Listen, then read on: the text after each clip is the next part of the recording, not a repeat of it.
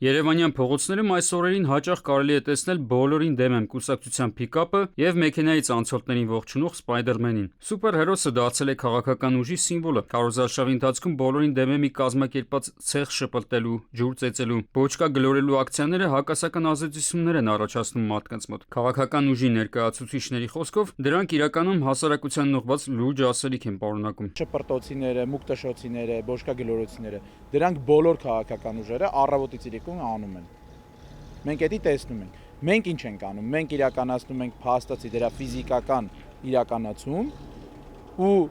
այն մեսեջինգով, որ թողեսի լինի վերջին բոճկա գլորելու ակցիան։ Բոլորին դեմ եմի առաջնային թիրախը երիտասարդությունն է։ Պատգամավորության տեխնատուները նշում են, որ իրենց հաջողվել է տարբերվող մեթոդներով երիտասարդների շրջանում քաղաքականության հանդեպ հետաքրքրություն առաջացնել։ Երկու կտոր է։ Մեկը ընտրության գնալն է բուն, որը փոքր կտոր է, մեկը մեծ կտորը, ինչը մենք ենք անում այդ քո ասած քաղաքականությամբ զբաղվելը։ Լավ կլներ ավելի շատ երիտասարդներ զբաղվեին, դու ճիշտ ես։